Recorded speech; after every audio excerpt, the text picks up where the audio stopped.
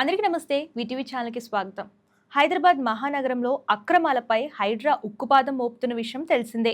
ప్రభుత్వ అటవీ భూముల రక్షణే లక్ష్యంగా ముందుకు సాగుతున్న హైడ్రా అక్రమాలను తొలగిస్తూ ముందుకు సాగుతోంది. ఈ క్రమంలో గాజుల రామారంలో 15,000 కోట్లు విలువైన ప్రభుత్వ భూమిని కాపాడేందుకు హైడ్రా ఆపరేషన్ ప్రారంభించింది. ఈ క్రమంలో ఈ రోజు తెల్లవారుజామున భారీ బందోబస్తుతో ప్రభుత్వ భూమిని కాపాడేందుకు హైడ్రా ప్రయత్నం చేస్తుంది. ఇందులో భాగంగా ఇప్పటికే కబ్జాదారుల నుంచి 300 ఎకరాలకు పైగా భూమిని హైడ్రా విముక్తి కలిగించింది.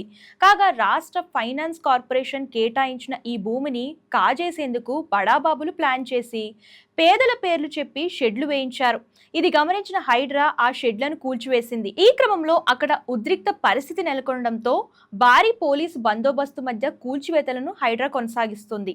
ఈ వీడియో కనుక నచ్చితే లైక్ చేయండి, షేర్ చేయండి. మరిన్ని లేటెస్ట్ వీడియోస్ కోసం మన ఛానల్ ఫాలో అవుతుండండి. Thank you.